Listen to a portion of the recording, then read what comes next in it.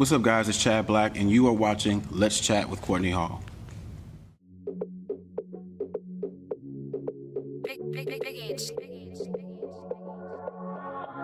Hi, everybody. Thank you all so much for tuning in to another episode of Let's Chat with Courtney Hall. I have a special guest, and I don't say it a lot, but a special guest in the building, Chad Black. What's going on? How you doing? I'm doing good. How are you? I'm good. I'm Good. So we're going to just jump right on into it. You have the Chad Black Academy that you're launching. Mm-hmm. Talk about that. Well, it's something that's been in the works my whole career pretty much, which I've been doing this, or music in general, for about, I'll say 8 to 10. Sometimes I lose count. But I started off in production, and then I found my way in the spotlight somehow.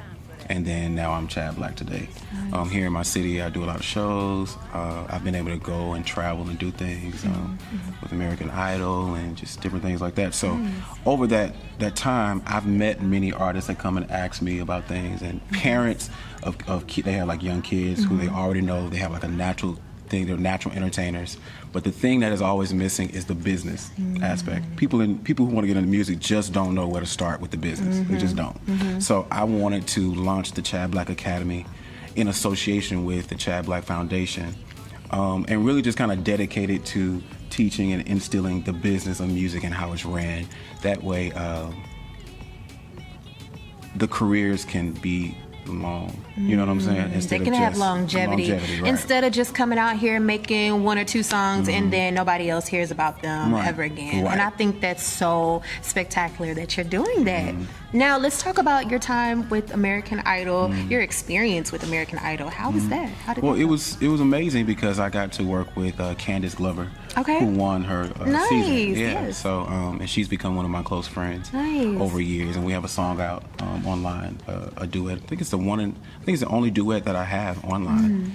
What made you want to actually have a duet with her, like a song with her? Well, I remember watching her on TV and just knowing that I wanted to work with her, or just imagine working with her. I knew it would come out well.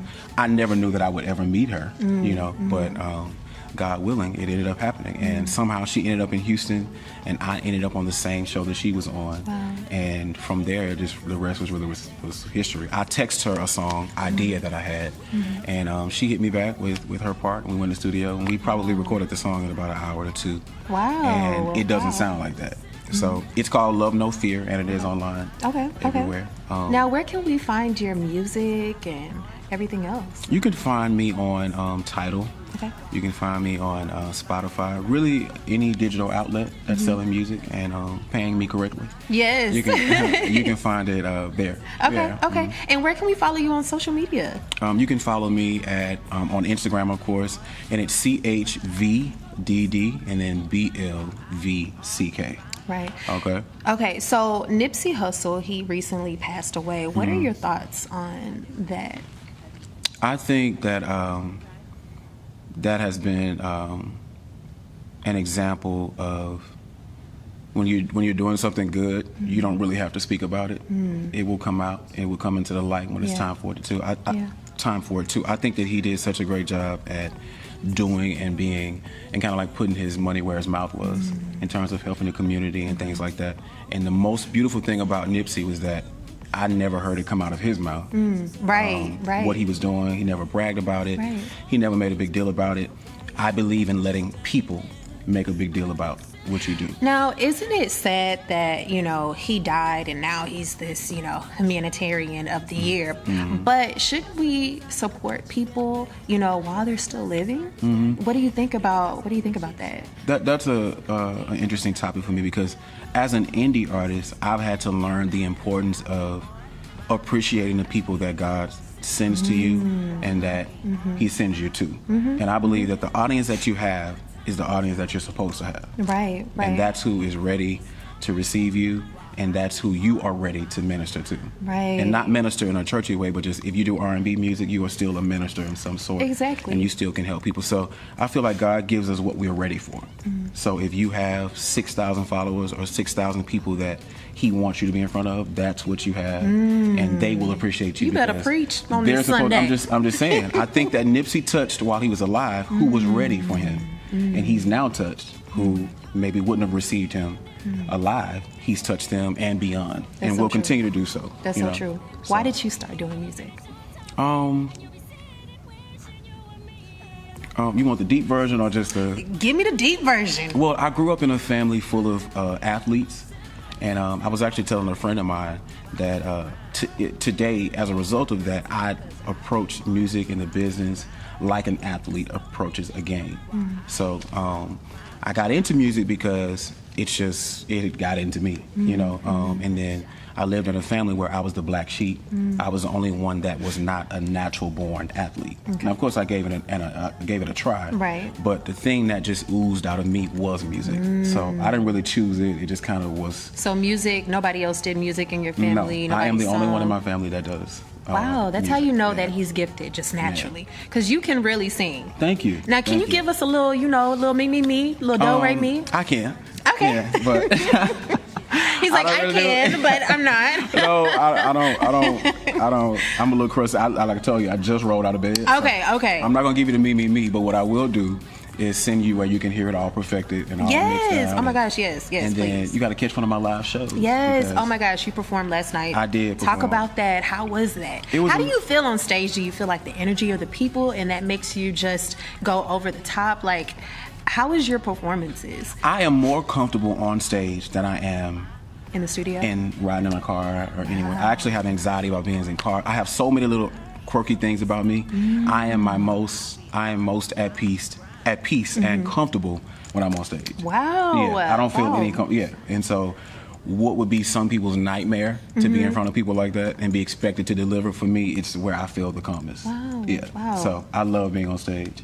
What would you tell your younger self, My younger self. knowing everything that you know now?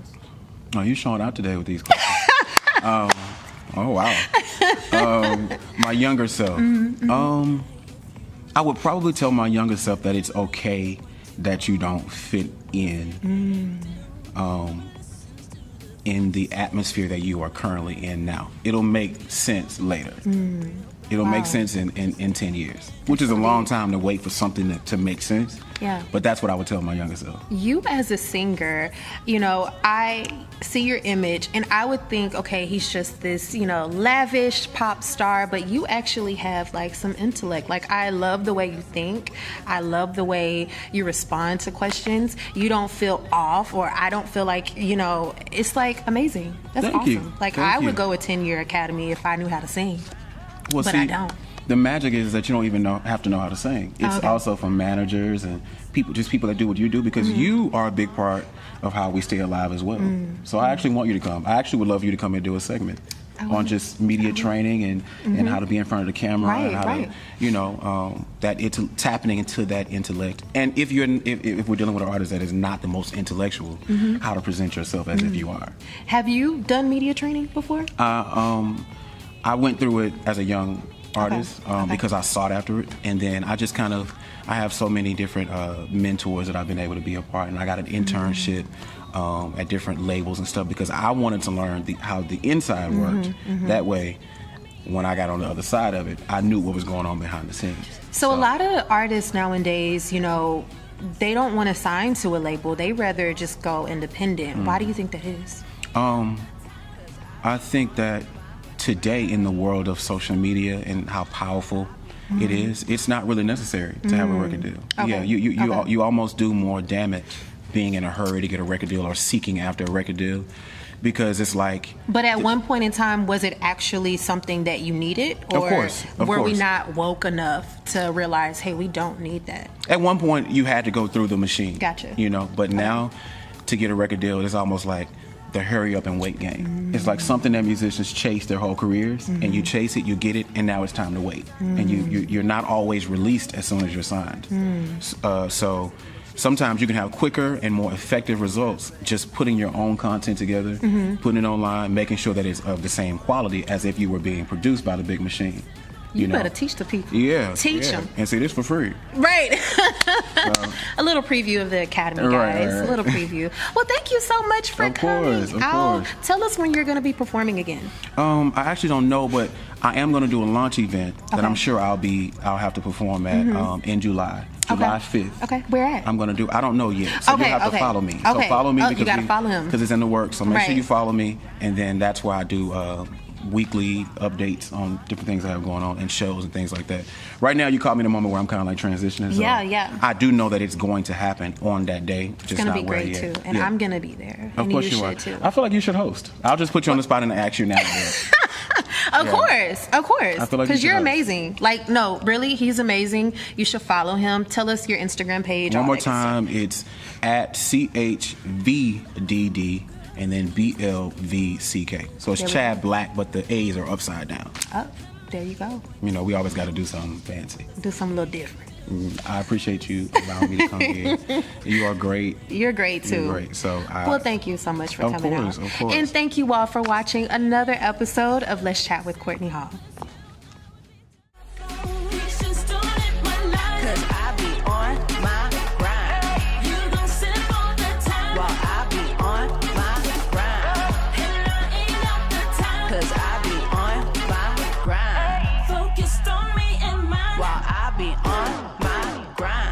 I did work, I did eat, I did grind, I did shine, I did work.